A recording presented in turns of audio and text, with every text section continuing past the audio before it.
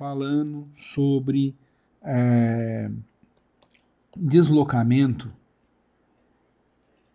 de elétrico.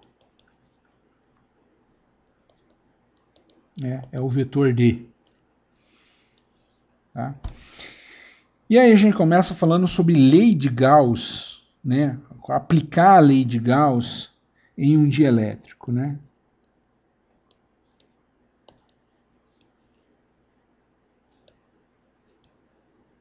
Em um dielétrico. Então a gente viu que o seguinte, que o efeito da polarização é você gerar cargas ligadas, ou bounded, né? Então, polarização gera cargas ligadas ou bounded, né? Então, a gente muitas vezes vai usar o B de bounded. Por quê? Porque a gente também tem o L de livre, né? De cargas livres, no caso seria L de ligadas também. Então a gente vai aparecer ou cargas polarizadas ou cargas bounded, né? E a gente vai deixar cargas livres como F de free, cargas livres, né? Então a gente viu na aula passada que a densidade volumétrica de cargas ligadas, a gente conseguiu demonstrar que isso é dado por menos o gradiente do vetor densidade de polarização, o Pzão, tá? Isso é no volume, tá? E o sigma bound, né, as cargas ligadas em superfície, na superfície, portanto, do dielétrico, no limite dele, é o produto escalar, né, é basicamente a projeção dessa densidade de polarização, o vetor Pzão, na direção normal a essa superfície. Tá? Então, isso daqui é na superfície. Tá? Muito importante ter isso em mente, são dois valores que você vai usar o tempo todo. Tenha isso em mente, exercite isso. Tá? Se tivermos cargas livres, né? Se também temos cargas livres, ou free, né, do inglês, a gente pode dizer que a densidade de carga total, ρ, ela é a densidade de cargas bounded, ou polarizadas, mais a densidade de cargas livres, F de free. Tá? Nota que eu não estou considerando aqui as cargas polarizadas em superfície, seja sigma livre ou seja sigma bounded, ligadas. E isso vai ficar claro porque na verdade não precisa. A gente vai desenvolver a nossa teoria para o volume geral e depois vai ficar claro que quando a gente precisar levar em conta as cargas polarizadas na superfície, etc., os teoremas da divergência, né, que você consegue trocar uma integral de volume por uma integral da superfície limite desse volume, vai acabar levando em conta essas cargas que estão polarizadas lá na superfície limite do seu volume, do seu dielétrico, por exemplo. Tá certo? Então isso é muito importante. Aí a gente tem que lembrar que a lei de Gauss, o que ela diz na sua forma diferencial? Que o divergente do campo elétrico é ρ sobre ε0. Tá? Portanto, a gente pode dizer que ε0 vezes o divergente de E, simplesmente passando para o lado de cá, é igual a ρ.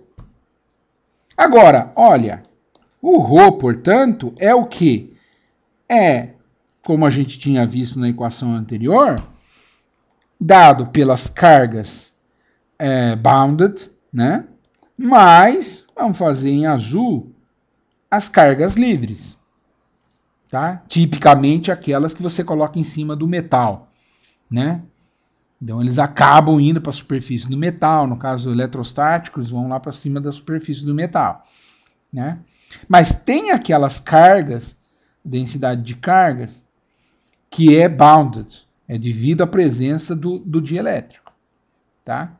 E a gente sabe da equação que a gente acabou de escrever anteriormente, que o ρ bounded, esse primeiro quadradinho, é menos o divergente do vetor de polarização. Então eu vou continuar aqui escrevendo da seguinte forma, que menos o divergente do vetor de polarização, ou da densidade de polarização, mais, portanto, o ρ free, né, é o nosso resultado, tá certo?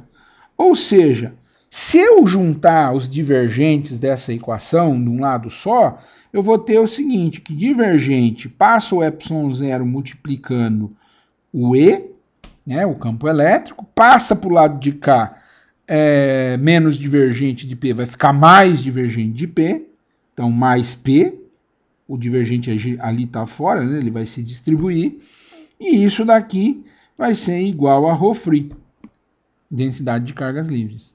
Percebe que agora a gente tem uma equação que diz que o divergente dessa quantidade é exatamente expresso como a quantidade, depende exatamente das cargas livres, né? E não aquelas de polarização, né? E então a gente nota, a gente pode chamar essa quantidade de D, né? E esse D é exatamente o vetor deslocamento elétrico. Tá certo? Então o que a gente nota, que independente se eu estou fora, dentro, whatever, no material, eu posso dizer que o meu vetor de deslocamento elétrico ele é definido como ε0 e, o vetor elétrico, né? Mais o vetor de polarização. Percebe? Se você tiver no vácuo, não tem polarização possível do vácuo, do nada, né? Então o P vai ser zero, por exemplo. Né? Se a polarização é zero, ou no metal, né? Se a gente tem uma polarização zero, né? Significa que o D, o vetor de deslocamento elétrico, é ε0 vezes o campo elétrico. Ou seja, o campo elétrico é o vetor de deslocamento dividido pelo ε0. No caso de P ser igual a zero, de não ter polarização. O caso do vácuo, por exemplo. Tá? Mas a hora que a gente tem um material polarizável, aí ele vai contribuir de alguma forma para o vetor de deslocamento elétrico. Se eu quiser saber qual é o campo elétrico, percebe que eu vou ter que fazer uma continha aí, D sobre ε0 menos o vetor de polarização. Tá? Meio que ele dá uma diminuída ali no E, né? O E fica um pouquinho menor, por causa desse vetor de polarização. Ou, né, eu posso dizer, né, escrever que o divergente do D é igual a ρ free. Tá? Então é lei de Gauss para dielétricos. Ou seja, estou considerando que eu posso ter uma polarização de cargas ali, né, que vai estar dentro lá da polarização, do vetor de polarização. Mas, ou seja, esse vetor D de deslocamento, ele só depende, no final das contas, das cargas livres. Se você não tem cargas livres, divergente de D é igual a zero. Percebe?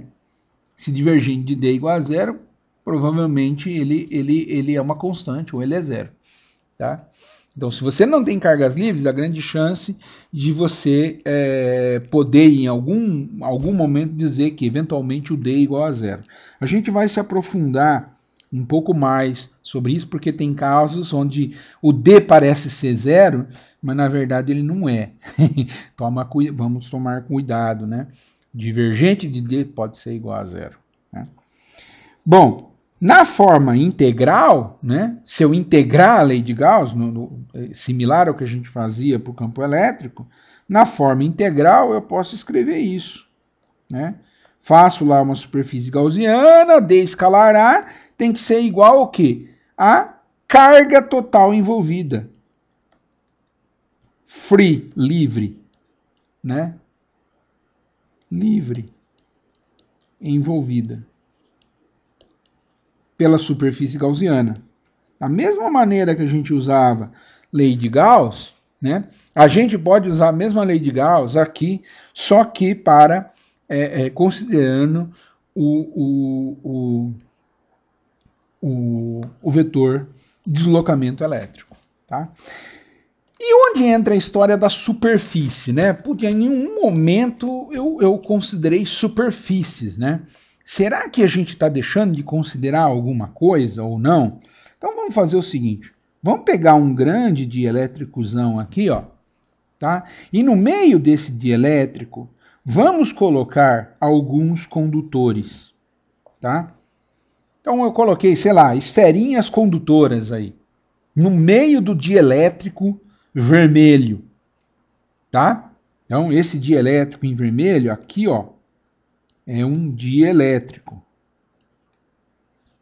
Eita, nós. Vamos lá. Dielétrico. Tá? E aqui em azul, condutor. Tá? E eu vou colocar o seguinte. Eu vou colocar aqui uma carga Q1 nesse condutor, uma carga Q2 nesse, uma carga Q3 nesse, para ficar igual às minhas notas de aula. S1, S2, S3, as minhas superfícies. Tá? E aí eu vou falar o seguinte, eu vou pegar uma superfície gaussiana, né, que delimita, que vai tentar pegar todas essas cargas livres, Q1, Q2, Q3, e eventualmente as cargas polarizadas no meu dielétrico. Vamos pegar essa daqui, é uma superfície S gaussiana, né, que a gente vai fazer lá a nossa integral, etc, né? Agora, percebe, a gaussiana, a superfície gaussiana, no meio do dielétrico, não é uma superfície real. Então, eu não espero ter polarização de cargas nessa superfície teórica que eu descrevi. Ela delimita a minha integração, né?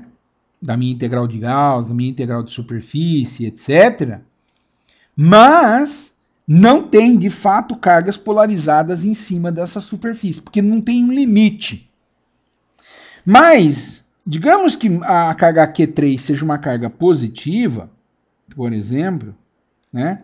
E eu estou polarizando, eu tenho campo, eu vou ter cargas polarizadas na superfície limite aqui do meu dielétrico, que é vermelho. Sei lá, eu vou, digamos, polarizar cargas negativas aqui, não sei, né?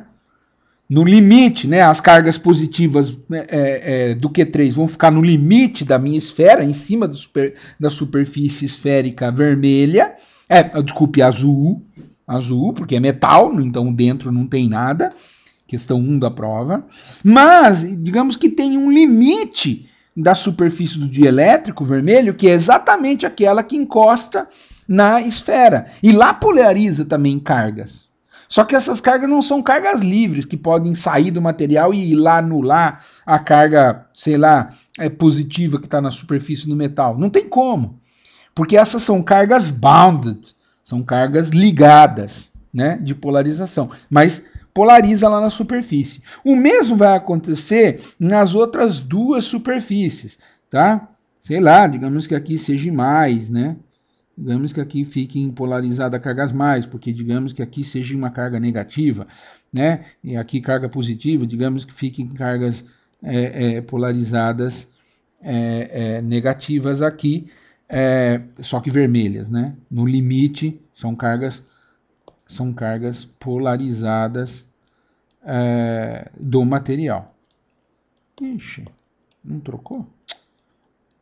Agora sim, agora trocou, tá? Tá certo? Isso é muito importante. Isso é muito importante. E aí eu vou dizer o seguinte, tá bom, qual é a minha somatória de cargas? QI. Ela é Q1 mais Q2 mais Q3 igual a Q total free, são as cargas totais livres, né? Que eu colocaria na minha equação aqui, ó, tá? Nessa última equação aqui embaixo, né? Tá, mas eu não posso esquecer que tem mais essa, se eu pegar e quiser achar o campo elétrico, como a gente fez anteriormente, eu tenho que ter o Q total. Então eu tenho que, de alguma forma, encontrar quanto que é a quantidade total de cargas polarizadas, né? Nas minhas notas de aula eu escrevi como P de polarizada, mas vamos manter Q-bounded, né? Vamos ver se eu lembro aqui de Q-bounded. O Q-bounded vai ser igual a uma integral, né, de S1 e S2 e S3, porque aonde tem polarização, no S0 não tem, no S, né, aqui, ó, mais S, essa não tem carga polarizada. E como que a gente sabe quanto que é a carga polarizada na superfície? É aquele a sigma bound, né? Que é P escalar N. Lembra? dA. Então, em cima de cada uma dessas superfícies, S1, S2, S3 do metal, né? Ali é o limite interno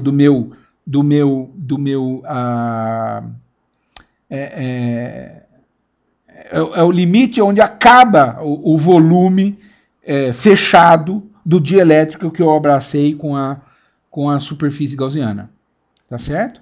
Mas, né, a densidade volumétrica, né, porque tem ali dentro daquele volume cargas volumétricas bounded, né? Ou seja, aqui vai ter rho bounded, né? Aqui nessa região toda aqui, né? Vamos mudar aqui, vamos tirar isso daqui, feio. Vamos deixar só rho bound aí, né? Nessa região interna. Então, isso daqui vai dar no volume V de quem? V de S, né? Que tem como limite de superfície quem? As superfícies todas, o S, mas também o S1, S2 e S3. Né? Porque, por exemplo, o que está dentro do S1, S2 S3 não é dielétrico. Né? É metal. Então, é só o volume vermelho, o volume que não inclui o metal.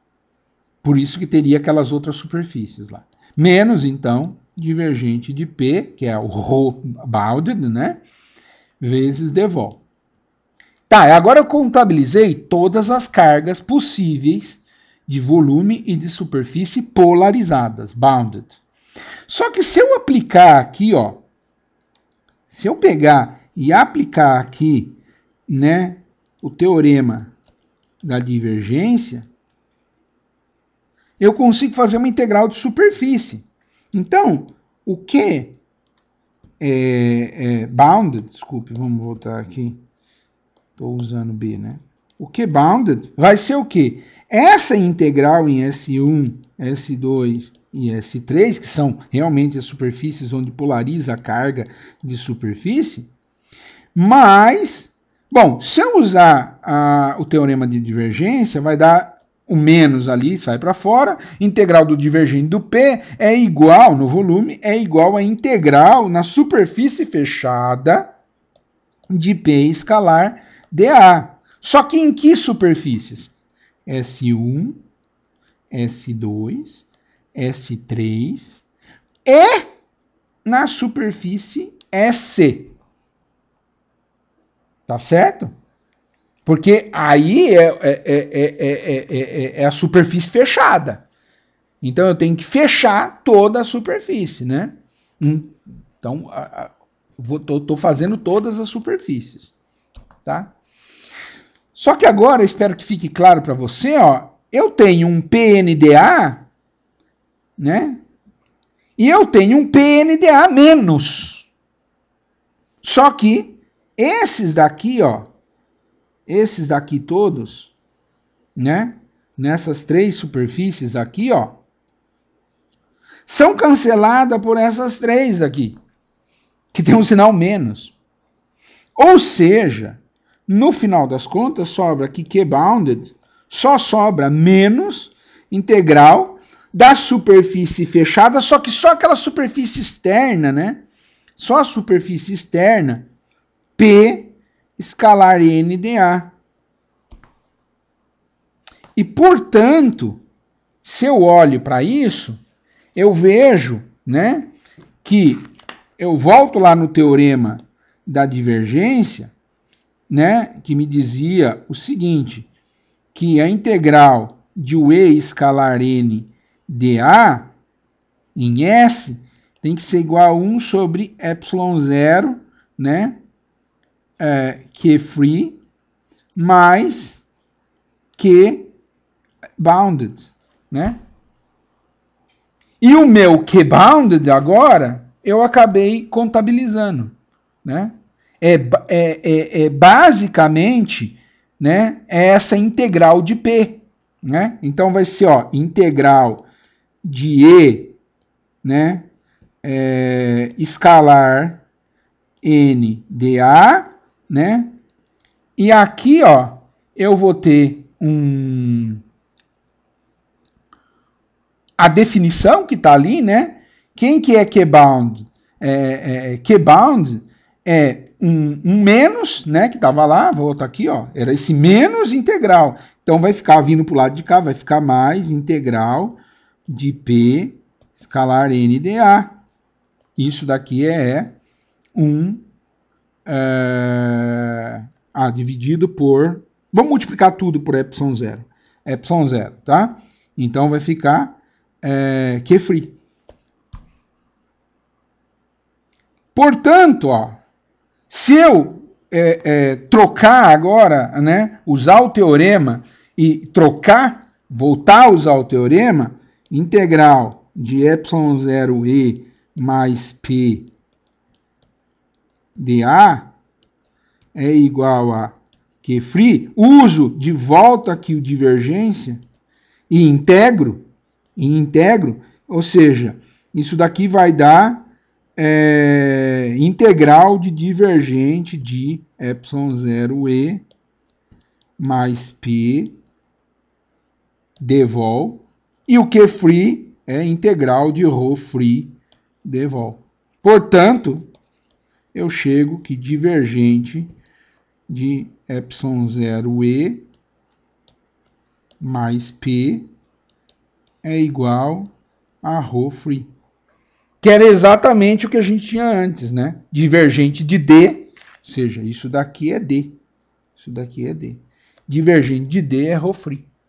Então, percebe como realmente, não importa o que a gente faça, a gente acabou contabilizando de alguma maneira, a hora que você realmente for fazer as contas, você acaba contabilizando as densidades de superfície, mas na hora que você escreve a sua equação de forma diferencial, como está aqui, divergente, não precisa expressar os sigmas de superfície, só a densidade total, ele está levando em conta o todo. Mas a gente tem que lembrar, a hora que a gente for fazer realmente conta, pode ter superfícies lá, hein? Pode ter superfícies, não esqueça dela. Faça as contas e considere a superfície. Isso daqui a pouco a gente vai ter um exemplo disruptivo que mostra isso, uma aparente incongruência, né? A nossa equação diz que é zero, mas você vai ver que o campo é zero, o D é igual a zero, mas você fala, pô, mas eu acabei de desenhar que tem linhas de campo aqui. Então, como que pode ser zero? Não é zero. Em algum lugar, você deixou de considerar linhas de D, por exemplo, né?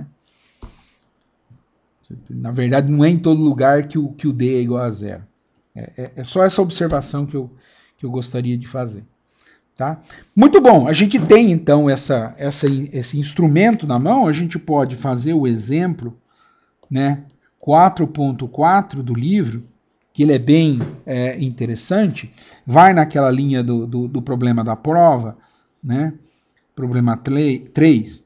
Imagine o seguinte, vamos até fazer de cor diferente. Imagine o seguinte, você tem um fio, tá? Infinito, né? Aqui, infinito. E aqui também o nosso, esse cilindro que eu desenhei, só um pedaço também é infinito, tá? Que ele carrega uma densidade lambda de cargas livres. Lambda de cargas livres, né? Lambda free, vamos colocar assim, tá? E ele quer saber quanto que é os campos, o campo D, o campo E, em tudo quanto que é parte, né? E esse cara é um dielétrico, esse vermelho aqui é um dielétrico, tá? Então é óbvio que a gente vai usar a lei de Gauss aqui, simetria está pedindo, como foi na prova, vários de vocês fizeram, absolutamente correto, né? Vamos chamar esse vetorzinho aqui tipicamente de S, né? Esse raio inteiro aqui é A, né? Esse cara é A, né? Então, ó, a gente vai aplicar a lei de Gauss, né? Se a gente aplicar a lei de Gauss para D, vai dizer que D, produto escalar com a área, né? Então é o D radial, meio que fica óbvio que ele é ao longo de S, né? Vezes 2π S, né? Que é o círculo, né? Desse meu cilindrozinho gaussiano, né? Como ele está, o D está ao longo radialmente, o produto escalar nas duas tampinhas do cilindro dá zero, e isso daqui vezes L, né, que é o comprimento, eu calculei a área toda que importa, que é só a área externa, as duas tampas não contam, já que o D é radial. E isso daqui vai ser a quantidade de cargas abraçada, quantidade de cargas livres, é lambda free vezes o comprimento L. Então isso daqui é Q free total, que eu abracei. Portanto, corta, né? A gente chega à conclusão que o D é igual a lambda sobre 2πs na direção de S. Para quem? Para S menor do que A. Tá certo? Para S menor do que A. Porque é onde eu estou dentro ainda do dielétrico. Tá? Eu ainda estou dentro do dielétrico. Como fora do dielétrico P, vamos supor que é fora do dielétrico, seria o vácuo, digamos que P seja zero, né, fora do isolante, né, digamos que ali seja o vácuo, né, então eu chego à conclusão, portanto, que o E é igual a D sobre ε0, lá fora. Lá fora. Lembrando, ó, da onde eu tirei isso? Lembrando que D é igual a ε0E mais P. Isso daqui, ó, nesse caso lá fora é zero. Lá fora, tá? Então, o E é igual a lambda sobre 2πε0S, 1 sobre S, na direção de S, para S maior do que A, lá fora. Tá certo? Como eu tenho o lambda, né?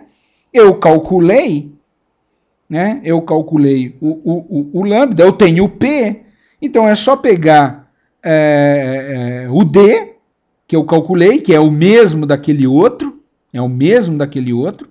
né? Dentro e fora eles são iguais, né? E iguais não, desculpe, né? Ele tem o mesmo, ele tem o mesmo formato, mas o P não vai somar, né? Então eu consigo calcular o E, percebe? Eu consigo calcular o E lá fora.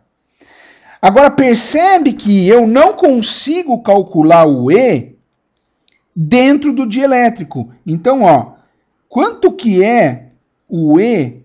Vamos continuar aqui, ó. Então, o E é igual a isso, né? Eu não sei quanto que é, para S menor que A. Eu não sei, porque eu não sei quanto que vale P, né? Precisaria conhecer P, né? De alguma maneira. Tá? Olha que interessante, eu consigo calcular o E lá fora, mas eu não consigo calcular o D lá dentro. Eu consigo calcular, desculpe, o E lá dentro. Eu não consigo calcular, eu consigo calcular o D nesse formato dentro e fora, tá? Mas eu não tenho o valor de P. Então, sem o valor de P, eu não consigo calcular de fato quanto que valeria o E, né? Mas o D eu sei que é aquele valor, porque ele só depende de ρ free, certo? O D só depende do ρ free. Se eu quiser saber quanto que é se eu tenho o D, que é lambda sobre 2πs, né? Vamos voltar aqui, ó. É lambda sobre 2πs. Se eu quiser saber quanto que é o E, isso daí eu sei que é igual a ε0E mais P. Eu preciso saber quanto que é o P. Senão eu não consigo. Se eu de alguma forma eu tivesse o E, daí eu poderia calcular o P, tá? Aí me viria o P, que seria uma incógnita, ele acabaria vindo de graça. Que é o que vai acontecer no próximo exemplo, né? Então o exercício 4.15, tá? É uma simetria esférica, o mesmo problema, basicamente, mas simetria esférica. Tá? Idem, vai usar Gauss, tá? Então, o que a gente tem? Ó, eu vou ter aqui um dielétrico, tá? E eu vou colocar aqui um metal, tá? Um metal. E eu vou agora dar, né? Vamos fazer em vermelho, que o P radial, como função de R, ele é igual a K sobre R na direção radial. Alguém foi lá, mediu esse material e falou, ó, é isso. E eu vou considerar para ρ free igual a 0. Muito importante, ou seja, aqui dentro eu tenho 0 cargas, né? Ρ free igual a 0. Né? E o meu dielétrico é neutro, né? Só para ter certeza. Dielétrico neutro, tá? Isso é importante também, né? Não tem carga, ninguém jogou elétrons ali em cima da borrachinha aí que está cobrindo a minha esfera para ela ficar com cargas extras. Nem tem carga lá dentro no metal. Então, o que eu posso fazer? Eu falo, bom, fácil, né? Eu sei que o meu P, ele é radialzão assim, ó. É um cara radial, né? É um cara radial. Eu sei que a normal na minha superfície aqui do dielétrico é N para fora. E agora eu sei que a normal aqui dentro, né? É para dentro assim, ó. Né? Ou para dentro para lá, né? Percebe? Pro vermelho, a normal dele é para dentro do azul. Quando eu olho para o vermelho, esquece o azulzinho. Quando eu olho para o vermelho, ele fala, ó, o final da minha superfície interna, a normal aponta para fora da superfície do material. Para fora da superfície do material significa apontar para dentro do metal. Isso é muito importante. Ou seja, se esse cara é N, esse carinha aqui é menos N, tá vendo? Se N é radial, é R chapéu, esse menos Ninho é menos R chapéu. Você percebe a importância disso? E aí a parte do exercício diz o seguinte, encontrar ρB, ρ bounded, né, cargas ligadas, e a sigma bound, densidade de cargas na superfície ligadas. Fácil. Pega aquela formuletinha que a gente começou a aula, que a gente já tinha deduzido na aula passada, e a gente olha, ó, rho bounded é igual a menos divergente de P. Bom, isso daí é menos 1 sobre R2 dAdr de R2 K sobre R. Alguém usou isso daqui errado na prova, o divergente? Errou tudo por causa disso, gente. Uma pena, tá? Cuidado quando vocês vão lá atrás do livro e vão copiar como que é o divergente. Tem esse 1 sobre R2, tem um R2 lá dentro multiplicando, tá? Em coordenadas esféricas, né? É uma esfera, então estou usando em coordenadas esféricas. Ele é um cara que só tem componente radial, o P, tá vendo? Olha lá em vermelho, né? No quadradinho vermelho. Só tem componente radial. Óbvio que as outras derivadas vão dar zero, não tem componente.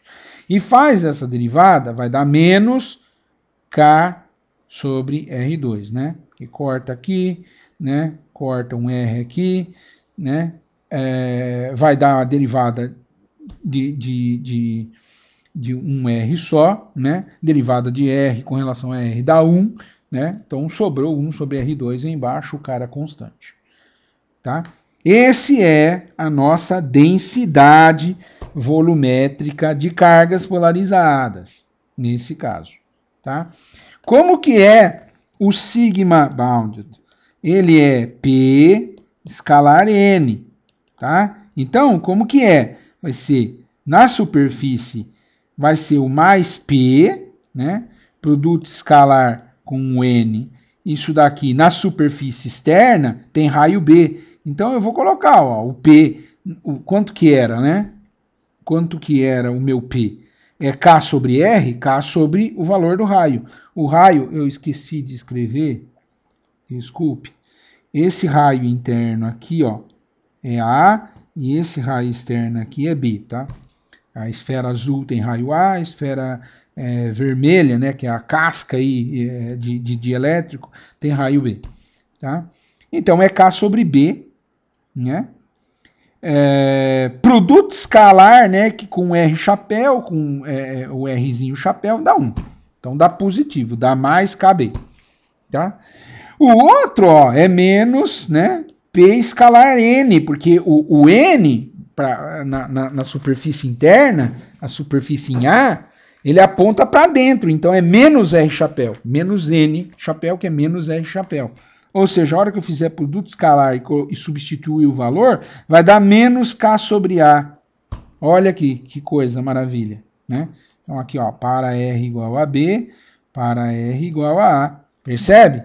Percebe de onde vem o menos. O menos vem da direção da normal à superfície. Muito importante você ficar atento para isso. Atento para isso. Tá? Aí a gente pode aplicar Gauss, né? Vamos lá. Aplicando o Gauss, olha que louco. Eu vou fazer integral de E escalar dA, superfície gaussiana, S gaussiana, tá? Igual a 1 sobre ε0, né? Carga total polarizada mais carga total free, né? Que o problema disse que era zero. Isso daqui foi o problema, que disse que não tinha carga, né? Dado do problema. Dado do problema. Ele disse que não tinha carga lá dentro. Livre, tá? Então, aí você faz duas superfícies gaussianas, né?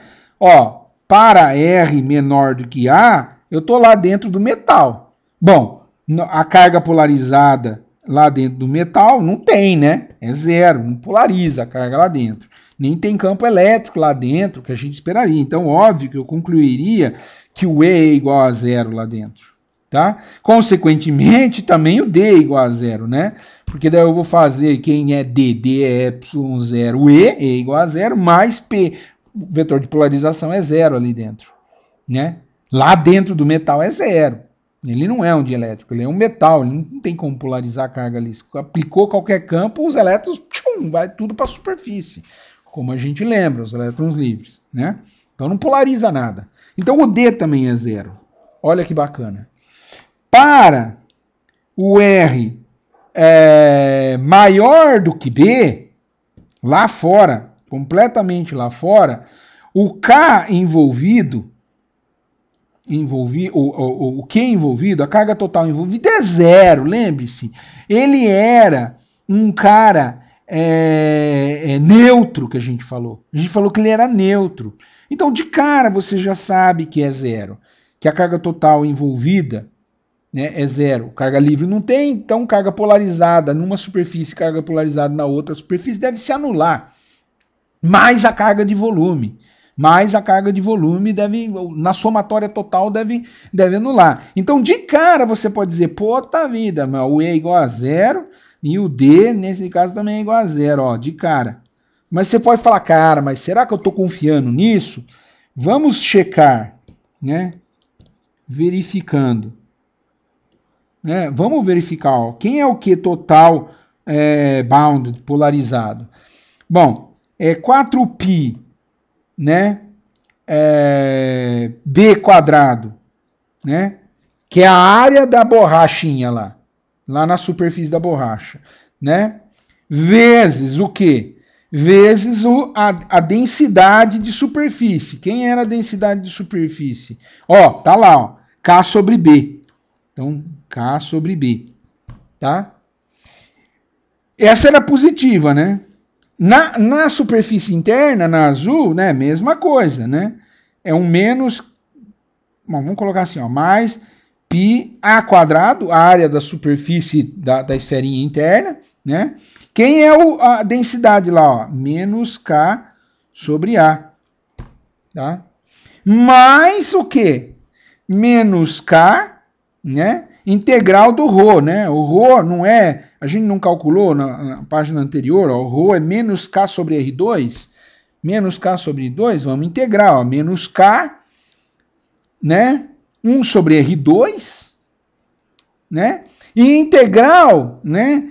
De um ângulo sólido, né? Então é 4π, né? Que vem do 2π seno de θ, r ao quadrado, dr dθ, dφ. Eu já integrei dr, já integrei dθ, deu 4π, r quadrado, dr. E eu vou calcular o r da onde? Desde A, da onde tem dielétrico, até o final do dielétrico, até lá no B.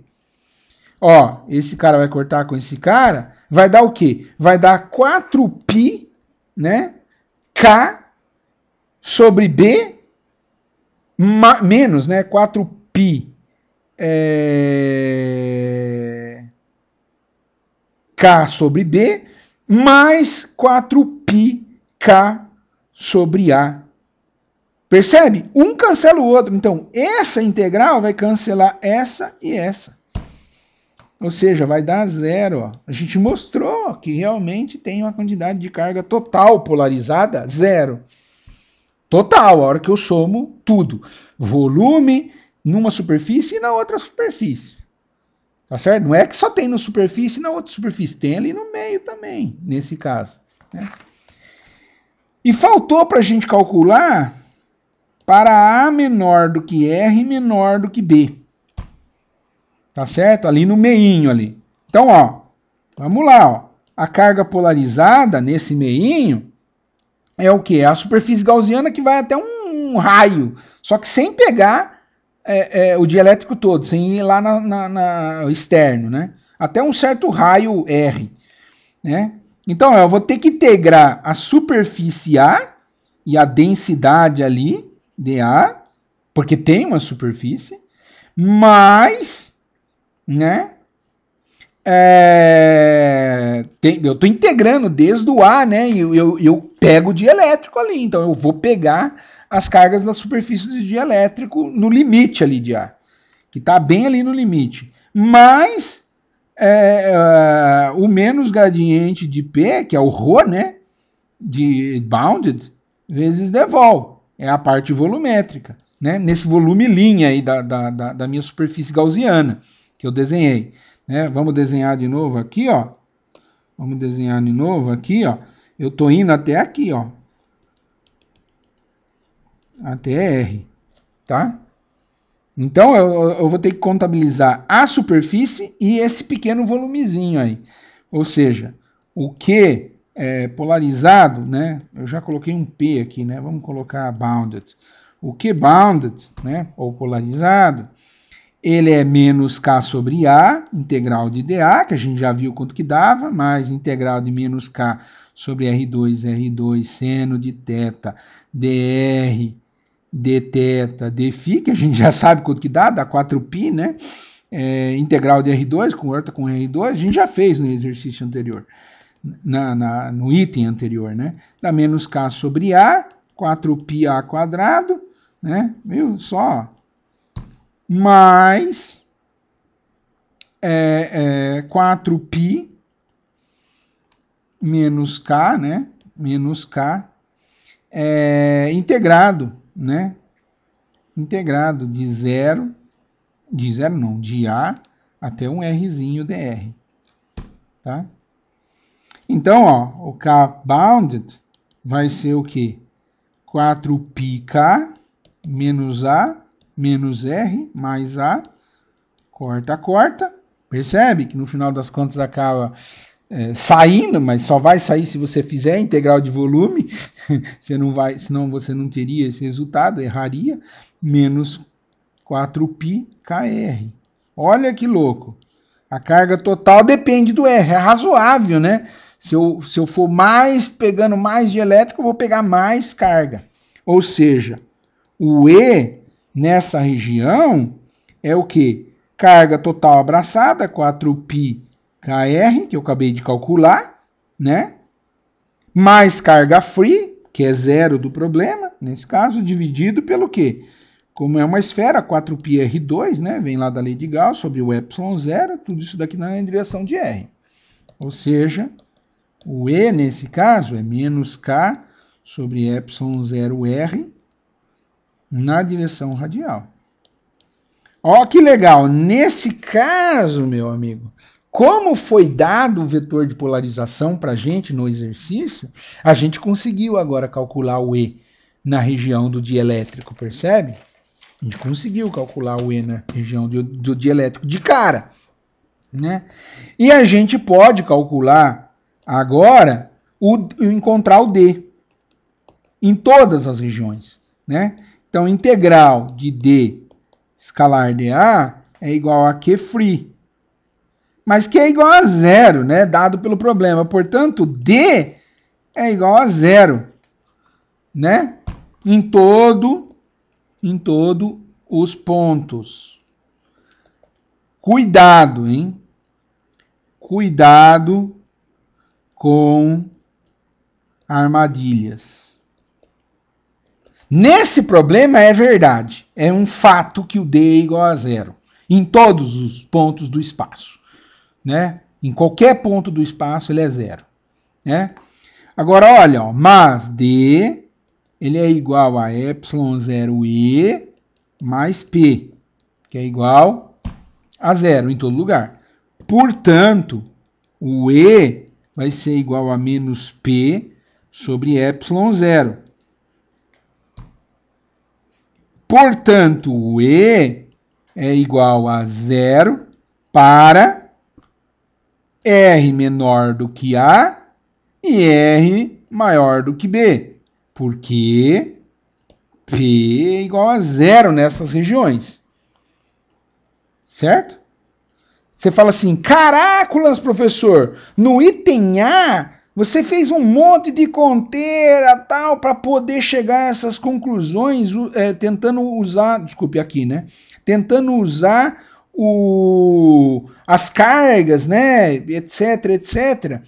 Já usando o D, o vetor de deslocamento elétrico, que nesse caso ele é zero em todo o espaço, porque não tem carga livre, e sabendo que nesses dois lugares o P é igual a zero, eu de cara já tiro que o E é lá dentro do metal e lá fora, sem conhecer a história das cargas. Você percebe que você já descobriu de cara. Você já descobriu de cara, né?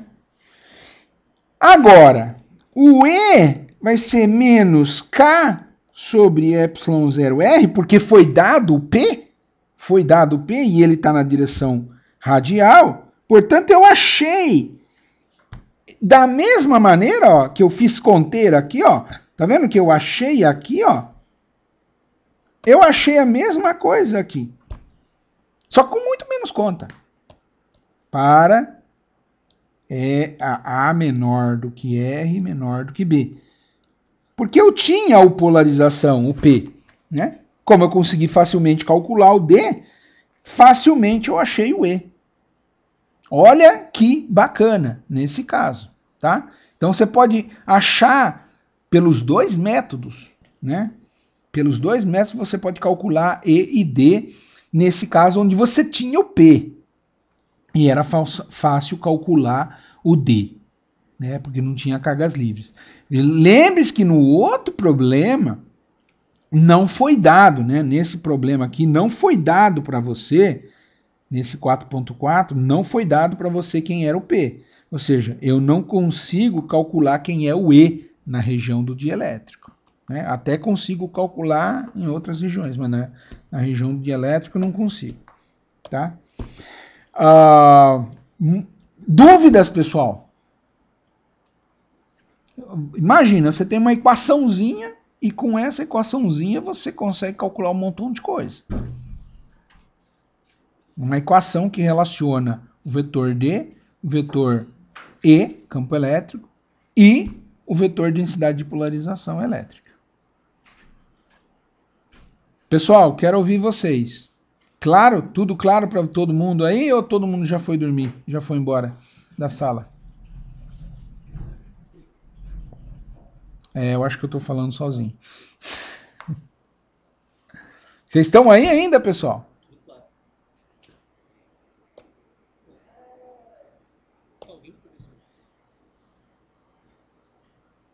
Ou eu não estou ouvindo vocês falar? Sim, alguém respondeu, mas ninguém abriu o microfone. Eu não estou ouvindo vocês, pessoal. Sorry. Alguém mexeu no meu fone. Fala de novo, por favor. Falei que tá tudo claro. Beleza. Agora apareceu um som aqui. Tá bom. Maravilha. Tudo claro. O pessoal está acompanhando a boa, então tá ótimo.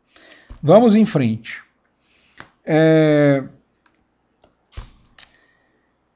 Próximo ponto. Vamos dar uma olhada um pouco mais de perto nas diferenças entre o D e o E, tá? Vamos ver exatamente no que eles se diferem. Então, note, primeira coisa, que o divergente do D, ele é essa densidade de cargas livres. Já o divergente do E, ele é a densidade de ρ total, né? Vamos colocar assim, ó, total sobre o epsilon zero, tá? Eles são diferentes, têm diferenças, tá? Então, enquanto um só olha, vê o deslocamento que existe, né, é devido às cargas livres, o outro fala, bom, o campo total vai depender de quantas cargas livres eu tenho, de quantas cargas polarizadas eu tenho, certo? E aí dividido por epsilon zero. Já tem essa diferença. A gente lembra que a gente conseguia calcular um E a partir de 1 sobre 4π, blá, blá, blá, densidade de cargas livres. Ó. Cara, densidade de cargas. Aqui, ó, o D de R, né, ele é diferente. Eu não posso calcular como 1 sobre 4π, esquece o epsilon zero e falar, não, beleza, vai ser um... Vamos tentar fazer uma mímica, né, do que seria ρ free, né, de R', D vol', tá? Isso daqui, ó, não existe.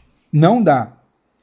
Não dá exatamente porque eu tenho essas contribuições do D das cargas polarizadas. Lembra que a gente calculava um potencial a partir do campo elétrico? Por quê? Porque o campo elétrico é conservativo. O D não necessariamente é conservativo. Então, olha só. Vamos pegar, né? Vamos pegar o D. O D, o que ele é? Ele é definido como ε0e mais P. Tá? Então você fala, tá bom, vamos aplicar o rotacional no D. Rotacional no D é o quê? É o ε0 rotacional do E mais rotacional do P, certo? Mas esse cara, você sabe que é zero, que tem que ser conservativo. Portanto, o rotacional do D é igual ao rotacional do P. Olha que maluco. E aí, não necessariamente o rotacional de P é igual a zero. Ele pode ser diferente de zero.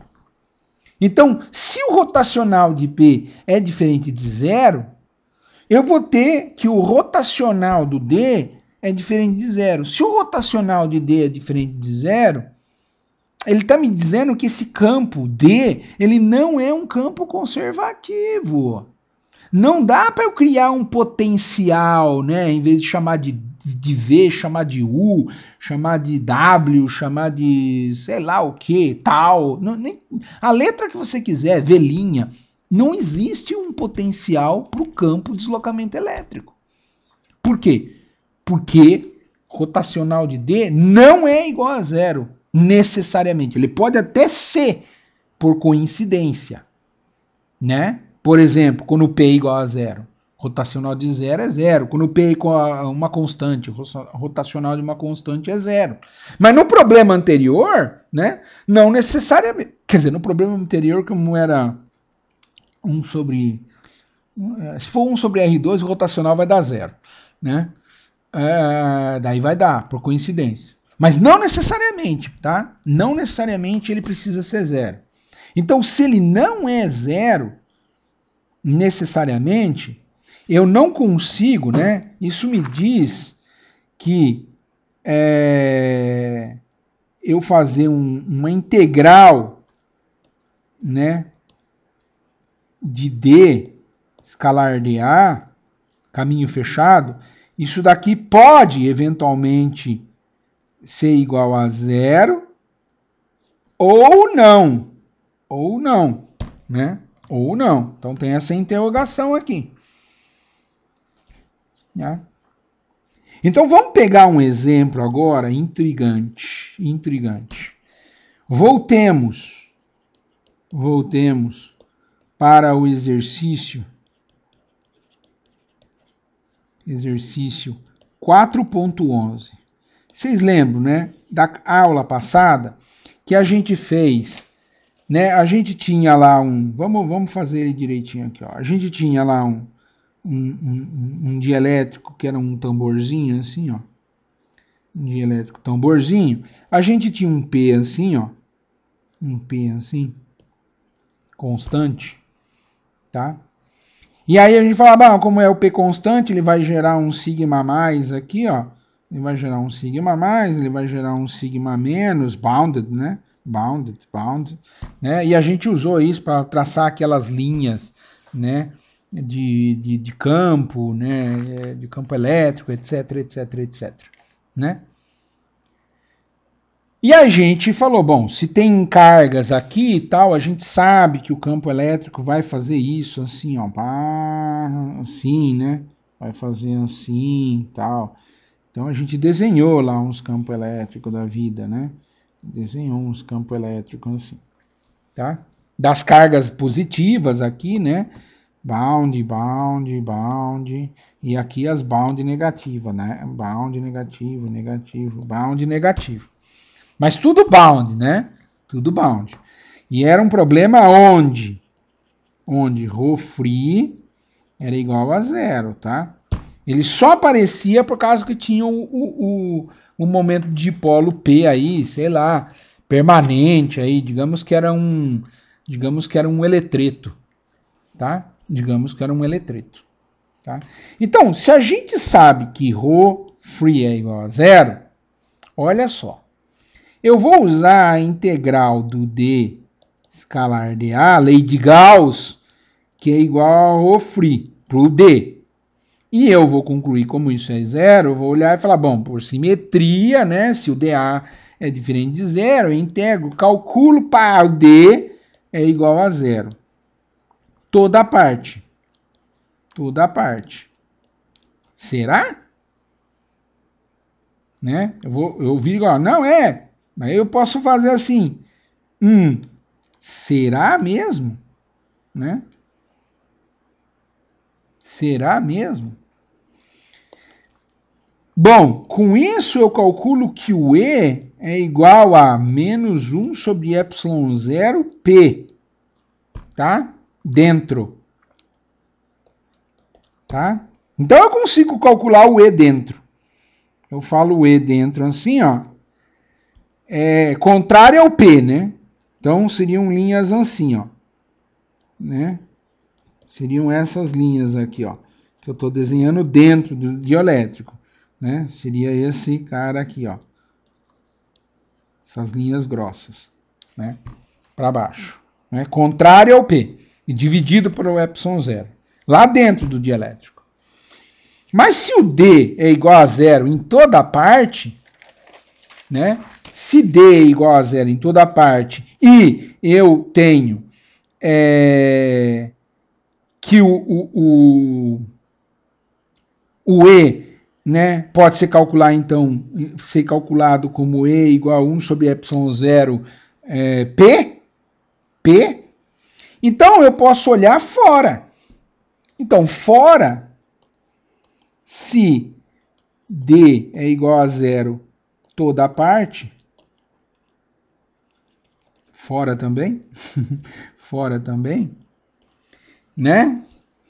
Aí eu concluo que o E é igual a menos P sobre epsilon zero e P é igual a zero fora do dielétrico. Portanto, o E é igual a zero fora. Ops! Cuidado! A gente acabou de desenhar. Vamos fazer o nosso brinquedinho de novo aí, ó. A gente acabou de desenhar umas linhas de campo aqui fora, meu amigo. O que acontece? Você desenha umas linhas de campo fora e você fala que o E fora é igual a zero, então não dá, né? O que está errado? O que está errado nas nossas contas?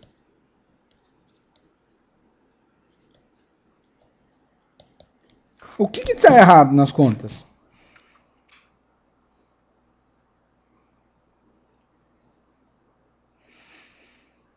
É que, na verdade, a gente tem, né? Resposta. O D é diferente de zero em algum lugar. Sabe por que ele é diferente de zero em algum lugar? Por quê? Porque o rotacional de D ele é igual ao rotacional de P. E eu estou dizendo que o rotacional de P ele é igual a zero fora, né? E o rotacional de P ele é igual a zero dentro. Então você fala, o rotacional de D é igual a zero em todo lugar? Resposta: não. D é diferente de zero na superfície do nosso do nosso dielétrico. Então, exatamente em cima da superfície do dielétrico é que de fato a gente não tem, né? E isso fica claro de você ver que isso é de fato diferente de zero, porque se você pegar o P que está aqui, ó, eu coloquei o P aqui, ó, o P aqui, né? Ele está por tudo aqui, né? Constante. E eu fizer uma superfície gaussiana, vamos fazer em verde, vai? Superfície gaussiana, né? Gaussiana não, uma espira aqui, não uma superfície, uma espira, né? Já que eu tenho que rotacional, né? Eu tenho que rotacional de é igual a rotacional de P, né? Eu posso calcular o rotacional de P, quanto que é, né? Então eu vou integrar numa esfera fechada, né? O rotacional, né?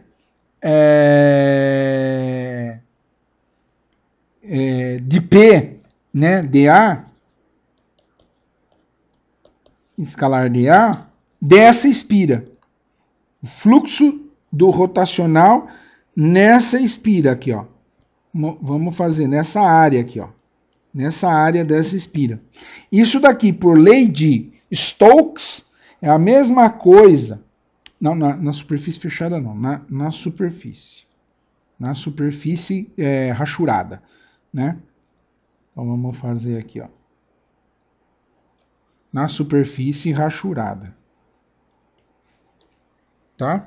Isso daqui é integral de linha no caminho gama, né? Gama. De quem? De P, por Stokes, né? P escalar dl. E você vai ver que isso daqui é diferente de zero. Porque, olha só, nesse caminho, vamos fazer, ó, A, B, C, D, né? No caminho AB é igual a zero. No caminho CD é diferente de zero, porque o P não é nulo. Aí, é diferente de zero. Enquanto que nos caminhos D para A e de B para C, um anula o outro, tá? Principalmente porque na parte externa é zero, na parte de dentro é perpendicular ao campo P, ao vetor polarização P. Então, esses dois caminhos não somam nada. Mas o caminho CD, esse caminho aqui CD, né? Ele não é zero. Ele é diferente de zero. Então, isso mostra que, nesse caso, isso daqui, o rotacional de P, é diferente de zero. Mostra que o rotacional de D, ele é diferente de zero e, portanto, ele não conserva. Então, não basta eu olhar qualquer caminho tal. Existem caminhos privilegiados. No caso desse problema, o D é diferente de zero exatamente na superfície. Esse D na superfície, você tem D igual a zero dentro, D igual a zero fora, mas na superfície ele é diferente de zero. E aí é aonde está a jogada para você gerar o seu campo que a gente desenhou, que tem campo, né? No final das contas, esse probleminha, ele tem campo. E nota novamente, como rotacional de D é diferente de zero, particularmente nesse caso tão esdrúxulo, né? É impossível definir que D venha de menos um gradiente de um φ, por exemplo, de um potencial. Ou seja, não existe isso. Isso daqui não é possível. Não é possível. Então, percebe? Enquanto você consegue no campo elétrico estabelecer um potencial e obter o campo elétrico a partir do gradiente do potencial, né? Do potencial elétrico, né? Aquele que a bateria aplica, etc e tal, que gera as equipotências. No campo D, não é possível fazer isso. É um cara um pouco intrigado, né? Ele tem esse assimetria com relação ao campo elétrico. Ele não é completamente simétrico com relação ao campo elétrico. Então, tudo isso foi para mostrar que o campo D e o campo E, eles não são entidades iguais. Eles não são a mesma coisa. Ah, mas eu só multipliquei, né? Eu só somei ao campo elétrico, né? Um vetor de polarização. Mas as características são tais que gera para você um vetor não conservativo. E exemplos de problemas que acontecem são esses daí do exemplo 4.11, que é bem intrigante. Faz a cuca queimar um pouquinho. Pessoal, isso ficou claro? O paralelo, nem faz sentido falar na continuidade para eles nesse caso, ou faz? A gente vai ver agora a condição de fronteira, é o próximo tópico. É exatamente isso, próximo tópico. Pessoal, foi a pergunta do Vitor. Pessoal, o paralelo disso é lá com o divergente do vetor R sobre R2, né? Lembra que a hora que a gente calculava o divergente desse cara, né, ele dava zero em todo lugar, mas ele dava problema na origem. Na origem ele explodia, né? Então você fala, caramba, eu calculo divergente, deveria dar zero em todo lugar, mas na origem explode, né? Por quê? Porque ele vai em cima da carga, né? Porque ele acaba localizando a carga. E a gente fez todo um trans-CT lá e falou, não, a gente resolve esse problema simplesmente definindo, usando a função delta. De certa forma, a gente consegue escapar do problema, né? De uma forma bem intrigante. Aqui é a mesma coisa, gente. Quando a gente está olhando para o rotacional do campo, para o divergente do campo igual à densidade de carga, a gente está vendo no volume completo, do espaço completo. A gente não está vendo em detalhes, em superfícies, em condições de fronteira. Então, vamos entrar agora com o tópico condições de fronteira. No caso do dielétrico, né? Para dielétrico. Então, você lembra lá no campo elétrico que a gente achou, né? Era o campo acima, perpendicular, menos o campo abaixo, perpendicular, era sigma sobre ε0, né?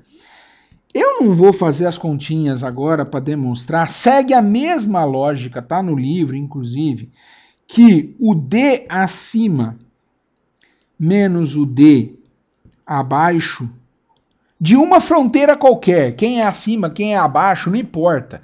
Você define o que é acima e o que é abaixo. Mas o D de um lado da fronteira e do outro lado da fronteira, vamos colocar acima, perpendicular, ele é igual a sigma free, densidade de cargas livres. Lembra que no caso do campo elétrico, era a densidade de cargas totais dividido pelo ε0. Carga total, né? Aqui é densidade de cargas livres sobre ε0. Tá? Então isso daqui é a descontinuidade que vai estar ligado exatamente, de certa forma, com o exemplo anterior, né? Descontinuidade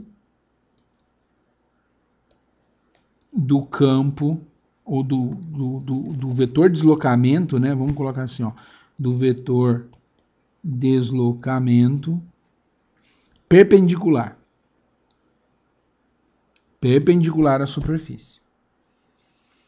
E isso veio da gente fazer para você ver da onde a gente fez isso, foi pegar uma superfície gaussiana numa fronteira, né, acima e embaixo, e calcular lá, divergente de dA, né, é Gauss, né, é o que free, né, é isso que a gente usou. Agora, ó, se a gente usar o rotacional de D é igual a rotacional de P, e fazer aquelas, como a gente fez no caso anterior, a gente fez uma integral, né, de superfície, né, aplica o teorema de Stokes e troca a integral de superfície não fechada por uma integral de caminho fechado, como a gente fez no exemplo anterior, a gente vai fatalmente descobrir que o D paralelo acima, paralelo à superfície, menos o D paralelo abaixo, é igual ao P paralelo acima, menos o P paralelo abaixo. Pessoal, explicou o nosso problema anterior. Acabamos de explicar o nosso problema anterior. Olha lá, ó. Tá vendo? Olha lá, ó. O D, né? Vamos fazer assim, sorry. O D paralelo do lado de cá, né, da fronteira, ele é menos o D do outro lado da fronteira, o D aqui é igual a 0, né? Ele é igual ao P desse lado da fronteira, menos o P paralelo à superfície do outro lado da fronteira. O P aqui é igual a 0, desse lado. Então, você percebe que realmente eu vejo que eu tenho um D diferente de 0. Mas só na fronteira. Já que o D para dentro da superfície, se eu entro para dentro da superfície, eu calculei que o D é igual a 0. Por quê? Por que eu calculei o D igual a 0 nesse caso? Porque o P era constante, lembra? E aí a gente conseguiu ver que o D era igual a 0 aqui dentro e o D é igual a 0 lá fora.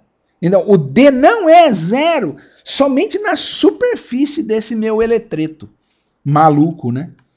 Esse meu eletreto maluco. Aqui o P é diferente de 0, mas o D, o D aqui é igual a 0. Só que aqui ele não é 0 na superfície. Agora, imediatamente fora da superfície, o desgranhento é 0. Então, ó, pensa nesse problema com carinho, ó. Problema 4.11. Tá? Ele é terrível para a gente entender, né? Mas pensa, vai ficar claro para você. Pensa com carinho. Mas tá aqui, ó. A explicação tá bonitinha aqui nessa equaçãozinha de cima. Percebe? A continuidade do campo, né? Lembra que antes era igual a 0. Por isso que eu consegui uma equipotencial, lembra? Por isso que eu consegui uma equipotencial. Aqui eu não consigo equipotencial. Dependendo do caminho que eu fizer, vai dar outra coisa. Então eu não posso criar uma equipotencial do campo deslocamento, percebe? Por isso que não dá para criar um potencial a partir do vetor D, vetor deslocamento. Muito importante ter isso em mente. Bom, daí tem o problema 4.17, ele está escrito aqui nas notas de aula, tem um detalhezinho de como é a continuidade, se o campo D é contínuo e o campo E não é contínuo, a hora que ele sai do dielétrico, né? Você vai conseguir ver direito os diferentes casos.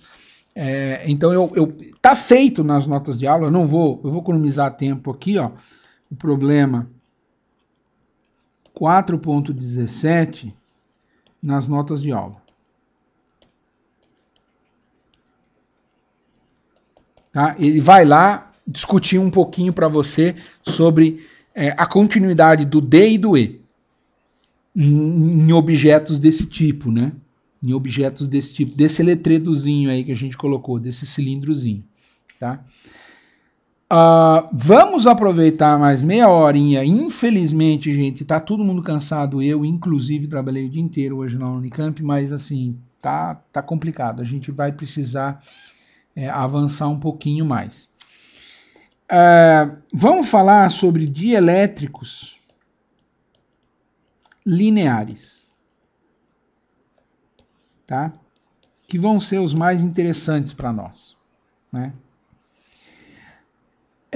Vamos colocar como limitador aqui do nosso tópico. A gente começa a falar sobre dielétricos lineares. Lembra que no início do capítulo a gente falou que o P ele é proporcional ao campo elétrico, né? Onde não necessariamente esse alfa seria uma constante, onde alfa não necessariamente é constante, né? É diferente de constante, ou alfa pode ser igual a constante, né? Mas não necessariamente, né? Lembra que a gente falou? É razoável pensar, portanto, que P seja, né, a polarização, a densidade de polarização, o vetor de densidade de polarização, seja algo que seja uma função, né, dependa do campo elétrico. Ou seja, é uma resposta ao campo elétrico aplicado. Então lembra da aula passada que a gente até fez lá, ó, mostrou, você coloca, o átomo desloca, nuvem eletrônica vai para um lado, né, desloca do núcleo e aí você dá aquela polarizabilidade no átomo, né? Tem uma certa polarizabilidade, né? A gente imagina o seguinte, tá bom, se o E tender a zero, eu espero, consequentemente, que o P também tenda a zero. Ou seja, se eu tiro o campo, aí a polarização vai embora. Isso, ó, eu não vou considerar, né, ferroeletricidade.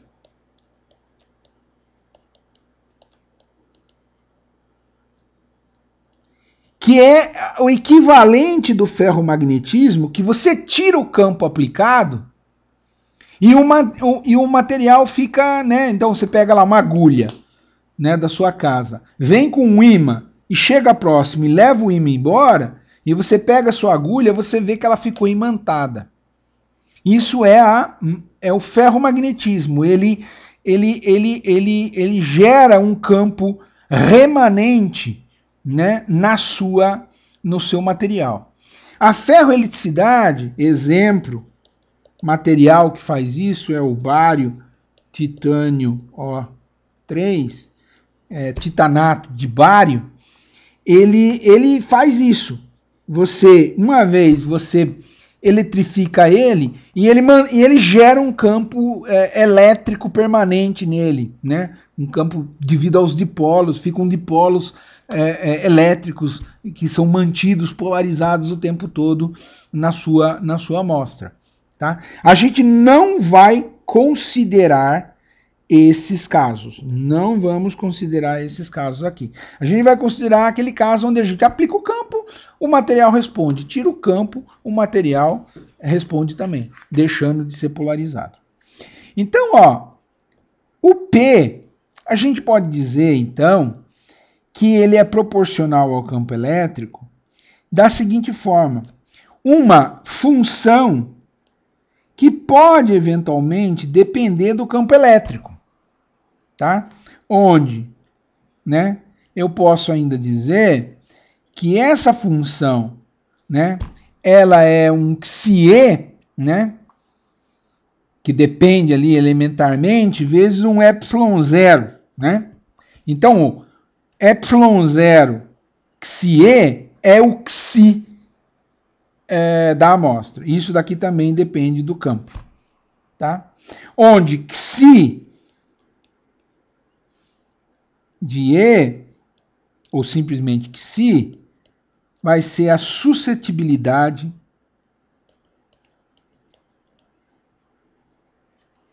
elétrica do material. O que quer dizer a palavra suscetibilidade? É o quanto suscetível ao campo ele é, o quanto ele responde ao campo. O campo vai lá, pá, você aplica naquela direção, todo mundo alinha naquela direção. Alinha pouco, alinha muito, né? Desloca muito, cria muito dipolo, cria pouco dipolo. Muitos materiais, né, líquidos, sólidos, né? Então, líquidos, né, sólidos, amorfos e alguns cristais são isotrópicos. O que significa isso? Significa que não depende, né, que Xi de E, ou que Xi simplesmente, né, que Xi, né, a suscetibilidade não depende da direção. Novamente, os materiais anisotrópicos, que dependem da direção de polarização, esses a gente não vai tratar. Então, você polariza numa direção, ele polariza bastante. Às vezes fica até remanente lá, né? É o caso lá do titanário de bário, né? Mas você aplica na outra direção, ele não polariza. Ou polariza muito pouco, né? Então, ele é anisotrópico. Depende da direção do material para onde você aplica. Obviamente, está ligado com como estão distribuídos os elementos e os átomos, como eles estão empilhados ali, faz toda a diferença. Agora, tem muitos materiais, líquidos, por exemplo, né, um capacitor de fluido líquido, né, aqueles que a gente usa lá, aqueles catataizinhos lá que quando você erra na polarização ele explode, né? Aquilo lá tá cheio de óleo lá dentro. Aquilo não depende muito da direção, né? O líquido tá lá, não tem uma direção pré-definida. Então ele é bastante isotrópico. Não importa a direção, as coisinhas polarizam. A hora que você aplicar a direção do campo, todo mundo vai se alinhar naquela direção. Então, para materiais isotrópicos, né? Para materiais isotrópicos, a gente pode dizer o seguinte, que o D, ele pode ser descrito como um epsilon de E, o campo elétrico. O campo dielétrico, tá? Não a polarização. O campo dielétrico, ele pode ser um epsilon, que é a permissividade elétrica do material, que pode depender do campo, pode ser uma função do campo, um campo maior tem uma permissividade diferente de uma outra permissividade. Percebe? O vácuo a permissividade é epsilon zero. Por quê? Porque não importa se aplica mais campo, menos campo, não tem nada lá para o vácuo reagir, nem o éter, né? O éter só lá antes de 1905. Mas assim, não tem nada. Então não tem o que polarizar, é uma constante independente do campo que está ali. Já um material, ele pode depender do campo elétrico, né? Um campo elétrico fraquinho, ele tem uma certa permissibilidade. Um campo elétrico alto, ele tem uma outra permissividade, eventualmente, tá? E aí, essa permissividade, né? Permissividade elétrica do material vai responder, né? E multiplicada pelo campo elétrico, vai dar o D, vai dar o deslocamento elétrico. Então, percebe? Deslocamento elétrico também pode ser escrito como o epsilon do material vezes o campo elétrico que está tentando aplicar ali no material. Vai criar um deslocamento de cargas no material. É o D, né? Da mesma forma, a gente viu que o D, ele também pode ser escrito como ε0e, independente do material, né? Ou seja, o campo no elétrico vezes a permissividade do vácuo, mais o quanto você polarizou do material, mais o P de polarização. E o D, a gente acabou de ver, o P, né? A gente acabou de ver que ele também pode ser escrito como um psi, né? A suscetibilidade do material vezes o campo elétrico. Isso é o P, né? Isso daqui é o P, ó. Vamos lá. Isso daqui é o P. Ou seja, portanto, eu concluo que a permissividade elétrica do material, que pode ser uma função do campo aplicado, ela é a permissividade do vácuo, que é uma constante, né? Tá lá, é o ε0 que você pega lá, o tempo todo lá, tá lá, constante, universal, mais a suscetibilidade do seu material, que depende eventualmente do campo. Tá certo? Então são funções. A sua suscetibilidade, né? Desculpe, a sua permissividade, o epsilon, pode, né? E é uma função da suscetibilidade, quão suscetível é o seu material àquele campo aplicado. Tá? Agora vamos considerar um caso constante, né? Casos lineares. Lineares ou constantes. Vamos começar pelos constantes, né? Vamos olhar para esse. Quando a sua suscetibilidade, na verdade, for uma constante, você pode aplicar mais ou menos campo, o seu material responde, polariza da mesma quantidade. Ele não está nem aí. Se o campo é grandão ou se o campo é pequeno. Pelo menos numa região de campos aplicados. E isso daqui, digamos que seja um psi constante. Né? Ou seja, não vai depender do E. Então, e isso né?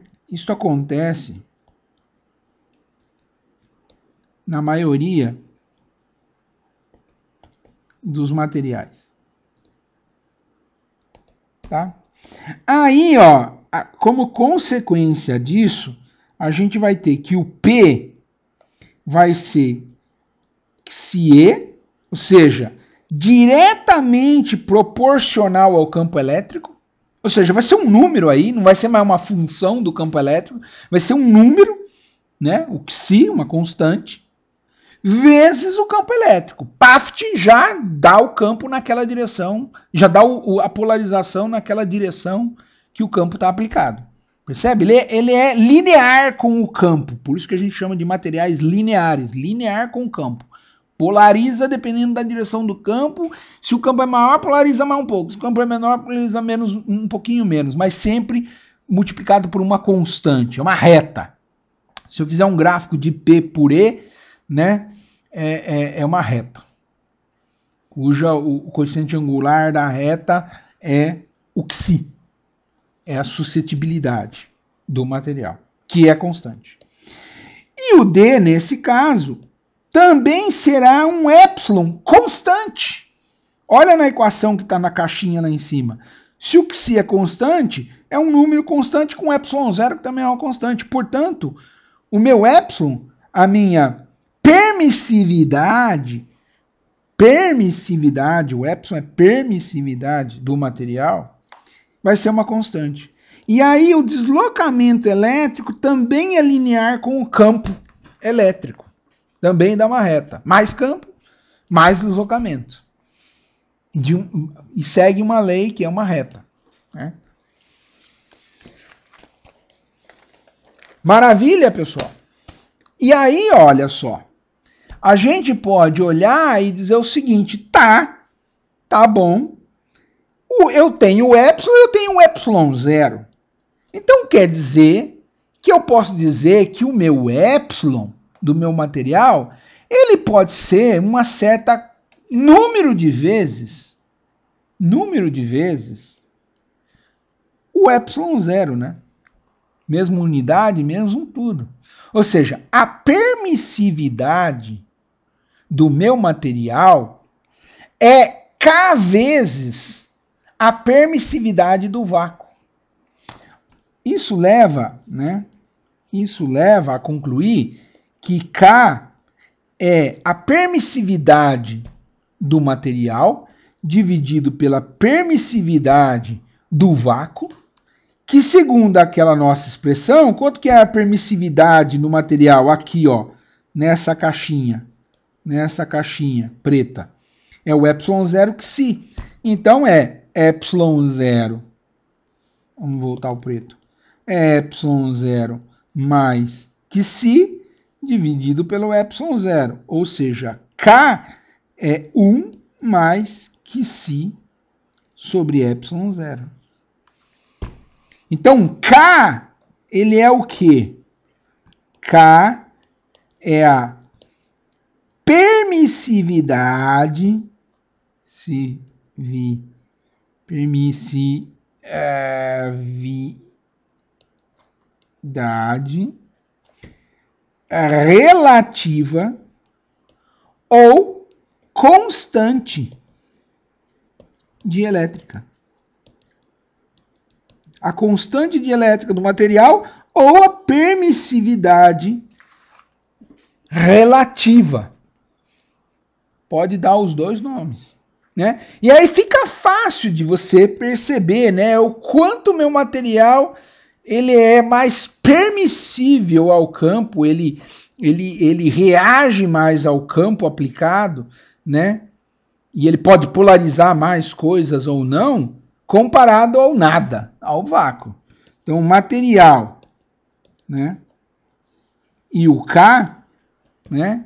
Vácuo. Bom, o vácuo tem suscetibilidade, né? O Xi igual a zero. Não tem nada lá para polarizar. Não tem molécula, não tem nada, não tem o éter.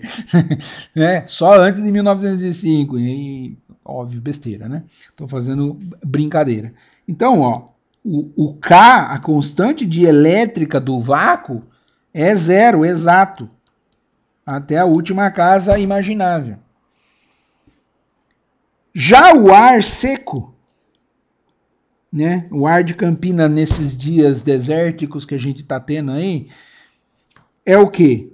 Alguma coisa bem pequenininho, né? Não tem muita coisa que ser polarizado ali. Polariza pouco. Já se eu pegar vapor de água, né? Se eu pegar vapor de água, não é água, é vapor. É um ar bem úmido, né? Aí, ó, você já começa, tem a água lá, ela é polar, consegue polarizar um pouquinho, né? Tá vendo? Já aumenta um pouquinho a constante dielétrica desse vapor. Se você for para a água mesmo, né? Só que a 0 graus Celsius, né? Água, mas quase, né, virando gelo ali, 87, né? 0,8. Se você for para H2O, né, água mesmo, um líquido, 20 graus Celsius, né, aqui é gelo versus líquido, a 20 graus Celsius, aí já diminui um pouquinho, 80,1. E aí eu vou colocar um cara aqui, por último, em vermelhão, ó. Esse cara que eu não sei falar o nome, potássio, tântalo, nióbio, O3, né? Olha lá, ó, 34 mil. Ó, saiu de 1 para 34 mil. Então imagina, eu posso construir um capacitorzinho de placas planas com vácuo, ou eu posso pegar o mesmo capacitorzinho, mesmo tamanho, de placas planas e colocar lá dentro o tal do K, como que é? Esse carinha aí, ó, esse cara de tântalo aí, tá? Esses carinhas são aqueles caras que, aqueles capacitorzinhos. Tem alguém que fez eletrônica aqui? Ah, meu amigo, porque é maior ou é menor, não sei. Não sei exatamente porque no gelo é maior do que ou é menor do que na água, né?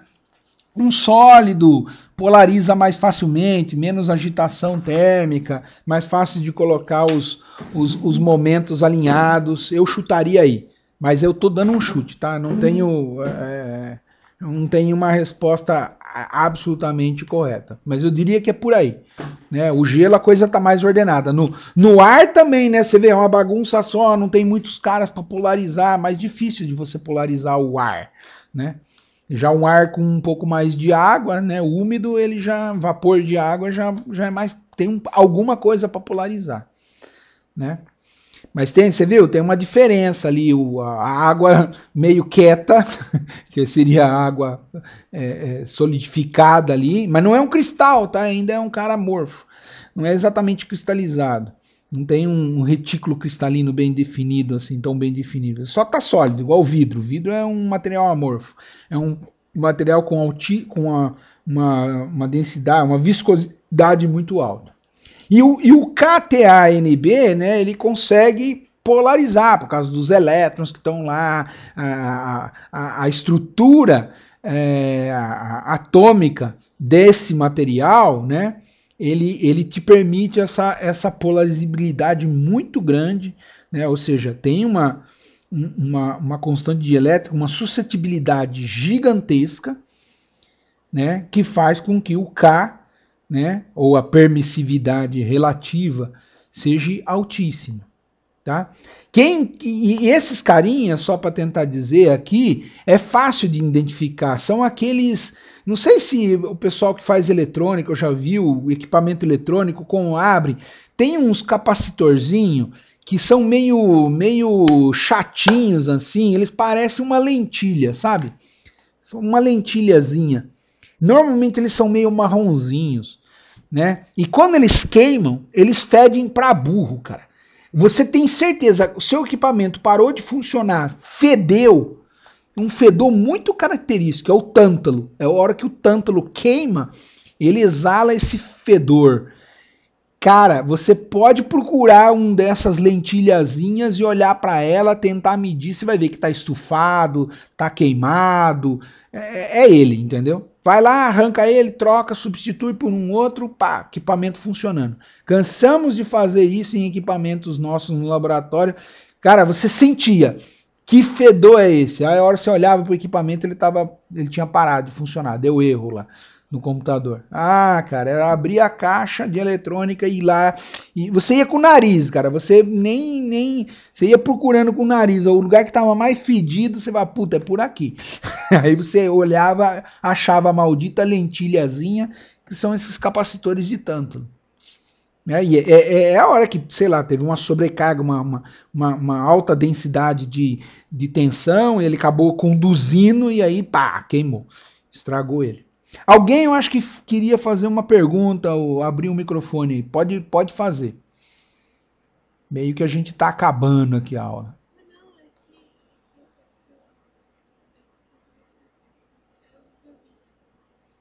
Legal. Legal. Você é técnica eletrônica? Você fez eletrônica? Não. Ah, você gosta de abrir as coisas, é uma curiosa. Isso é legal, excelente. Mas são esses caras, tá? Eles são esses de tanto.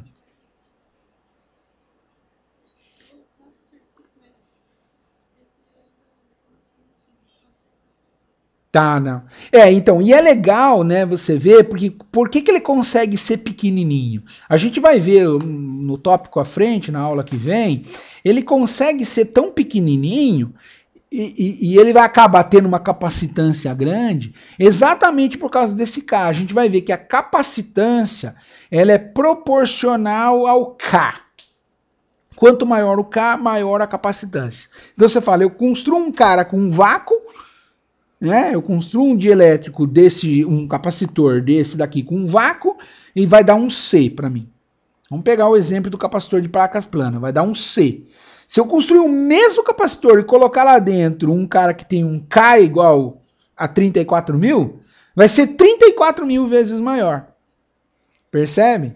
Então, se eu falar, puta vida, eu preciso de um cara de vácuo com 34.000 vezes maior do que isso. Bom, você vai ter que construir um capacitor do tamanho dessa minha casa, entendeu? E agora, já com esse dielétrico, ele consegue ficar pequenininho. Então, normalmente, você abre esses equipamentos, né, caixinhas de eletrônica mais modernas e mais compactas, os capacitores lá dentro, a maioria são esses, cara. Por quê? Porque eles têm você consegue numa área muito pequena, num volume muito pequeno, ter um capacitor bastante interessante, né? Com a capacitância alta. Por outro lado, ele sofre desse mal de, se ele sofrer uma sobretensão ali e tal, ele vai embora. Ele queima com mais facilidade. Então, para as pessoas que gostam de consertar equipamento e tal, lembre-se disso. Olho no capacitor de tântalo. Normalmente ele é o vilão. Normalmente ele é o vilão. Pessoal, falta 10 minutos para terminar. Tem o exemplo 4.5, onde a gente começa a aplicar essas continhas para os capacitores lineares. Então a gente acha o D, a gente acha o E, calcula o P, blá blá blá blá blá blá, exatamente para um cara que é um capacitor linear, né? Na verdade, por uma esfera, é o exemplo 4.5. A gente vai fazer isso na aula que vem, porque ele é relativamente longo, não daria realmente para a gente fazer em 10 minutinhos. E daí na aula que vem, que é depois do feriado, a gente faz esses casos dos exemplos de capacitorzinhos. E basicamente a gente terminou o capítulo, tá? A gente vai tratar de capacitor, força sobre capacitor, energia armazenada no capacitor, mas nada que seja tão importante assim. E aí acabou o capítulo, tá? A gente não vai ter oportunidade de fazer uma aula de exercícios, mas se vocês acharem que sentem necessidade, a gente pode marcar num dia fora de aula, fora do horário de aula, e a gente marca um horário e aí a gente faz uma aula, tá? De exercício. Porque eu acho que não, por causa desse feriado, no final das contas, a gente não vai conseguir terminar o capítulo e ainda fazer uma aula de exercício. Bom, o Vitor acha uma boa, beleza. Vamos angariar mais gente. Faço uma rodada com vocês lá no grupo do WhatsApp. Defina aí um dia que é bom. E eu faço com vocês qualquer dia da semana que vem, com exceção de segunda-feira, porque eu tenho uma tese. Qualquer outro dia, qualquer outro horário, sábado, domingo, feriado, beleza. Tá bom? Bem, a gente faz, eu até tenho a aula pronta de aula de exercício, tá? Mas aí a gente pode fazer, quem puder participar, participa, quem não puder participar, eu posto lá no YouTube e vocês olham no YouTube a postagem. Assistam quando puderem. Tá bom?